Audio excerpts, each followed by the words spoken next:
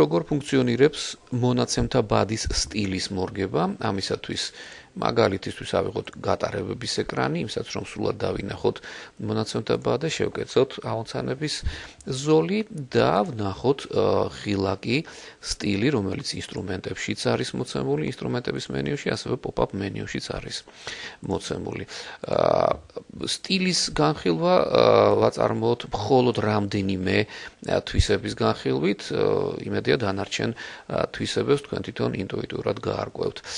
დავიწყოთ ბადის სტილიდან, სადაც გვაქვს მოსანიშნი ვაჩვენოთ სტატისტიკა, დააკვირდით უკანა ეკრანზე მონაცემთა ბადეს, სტატისტიკის ღილაკის გამორთვით გაქრება დამატებითი ზოლი, რამდენიმე სიტყვა ამ ზოლის შესახებ. ეს ის ზოლია, სადაც ნაჩვენებია სტატისტიკური ინფორმაცია მონაცემთა ბადაში განლაგებული ციფრულ ველებთან დაკავშირებით, მაგალითად აი სადებედო თანხები და საკრედიტო თანხები არის ამ შემთხვევაში აჯამული და ქვემოთ პირველ ჩანაწერში სტატისტიკის ზოლში მოცემული გვაქვს ციფრი 6, ანუ 6 ჩანაწერია ამჟამად ამ მონაცემთა ბადეში. რაც შეეხება სტატისტიკას, უშუალო სტატისტიკას შეგიძლიათ ეს სტატისტიკა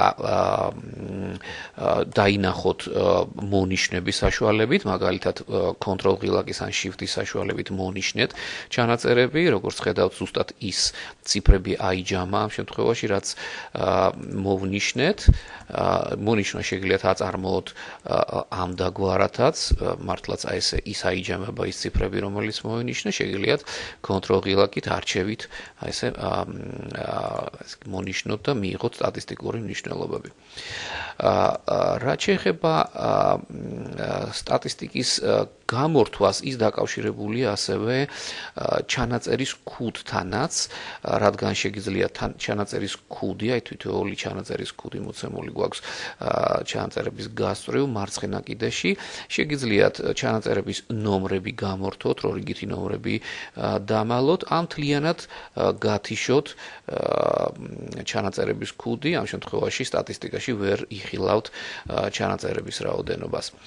ეხლა რაც შეეხება უშუალოდ სვეტებს, თითოეული სვეტს გააჩნია გათიშვის ინსტრუმენტი, შეგიძლიათ ამოაგდოთ მონაცემთა ბადიდან შესაბამისი სვეტი, შეგიძლიათ მონიშნოთ და ისე ისარგებლოთ ამ ღილაკით, ერთბაშად რამდენიმე სვეტიც გათიშოთ და ჩართოთ. აქვე არის ღილაკი გაყინული, რაც ნიშნავს, რომ რომელ სვეტზე დადგებით, იმ სვეტამდე ყველა სვეტი იქნება გაყინულ მდგომარეობაში, აი მაგალითად ჩართოთ აი ესე და ვნახოთ რას ნიშნავს სვეტი გაყინული, როდესაც გადაადგილებთ scroll bars, მარცხნივ დაფიქსირდება ის სვეტები, რომელიც გაყინული სახით არის სტილში მონიშნული.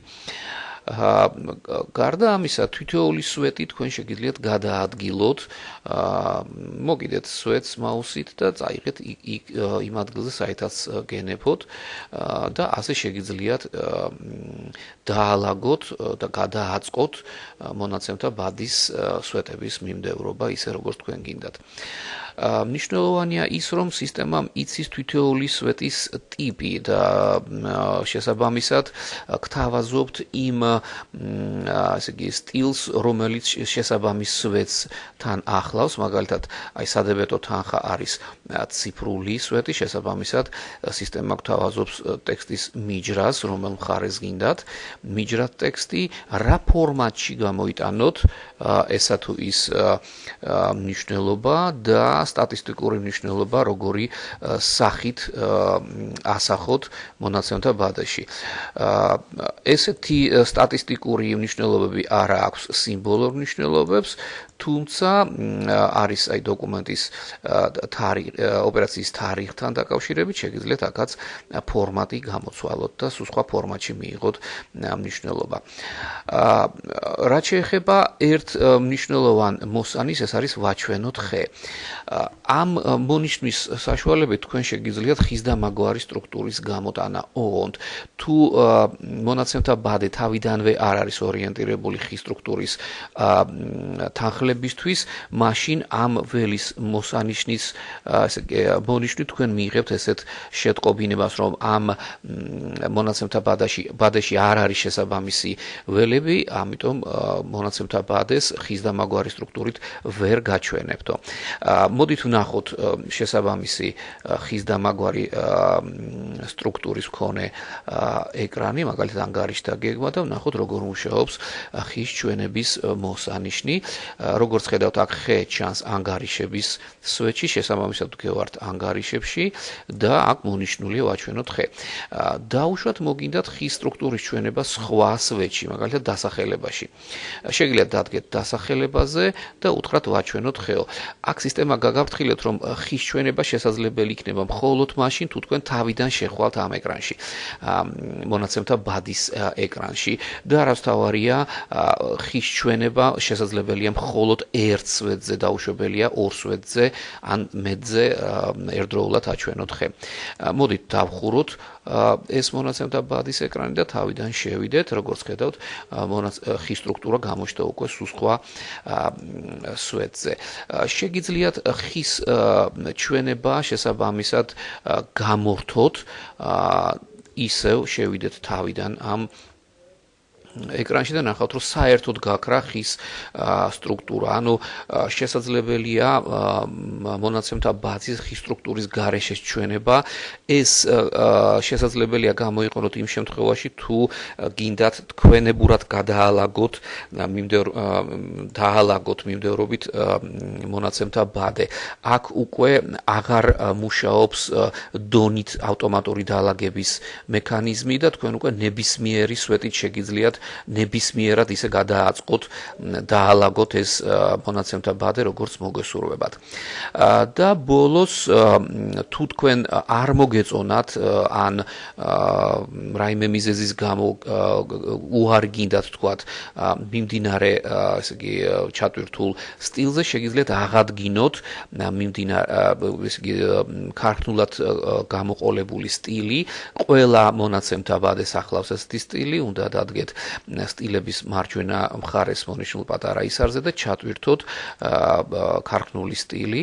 ამ შემთხვევაში ჩაიტვირთება ხის გარეშე, რადგან შესული ვიყავით ამ ეკრანში ხის ჩვენების გარეშე, თავიდან თუ შევალთ, ისევ აღდგება ეს ხის სტრუქტურა, იგივე შეგიძლიათ გააკეთოთ აქაც, მაგალითად, აი შემდეგნაირად და აღდგა ის სტილი, რომელიც თავიდანვე მოყვება სისტემას. გარდა ამისა, თუ თქვენ მოგინდათ იმ სტილის დამახსოვრება, რომელიც თქვენ ააწყეთ, გახსოვდეთ, რომ თუ თქვენ რაიმე სტილს ააწყობთ, მაშინ ეს სტილი შენარჩუნდება ამ ეკრანის დახურვისას. ანუ თუ თქვენ დახურავთ ამ ეკრანზე თავიდან შეხვლათ, ზუსტად ისეთივე მდგომარეობა დაგხვდებათ, სტილის ზუსტად ისეთივე განლაგება, როგორიც დატოვეთ ამ ეკრანიდან გამოსვლის დროს. გარდა ამისა, შეგიძლიათ სტილები, სხვადასხვანაირი სტილები ააწყოთ და შეინახოთ ისინი, შედით სტილში, შედით ფაილი და შეინახეთ ისინი, როგორც შეგიძლიათ ფაილში, რო სხვა ბაზაში გადაიტანოთ, მონაცემთა ბაზაში, ან სხვას გაუზიაროთ, ან შეინახოთ ეს სტილი მიმდინარე მონაცემთა ბაზაში და არქვათ მას სახელი, დაუშვათ ჩემი სტილი იყოს ესეთი სახელი და ამ სტილის დასახელებას იხილავთ სტილების გვერდზე არსებული ისრის ჩამონათვალში, როგორც უნდა შეხვიდეთ თავიდან ამ ეკრანში. აი ჩემი სტილი. ამ თქვენი აწყობილი სტილების დანახვას შეძლებთ ინსტრუმენტების არიდანაც და pop-up menu-დანაც.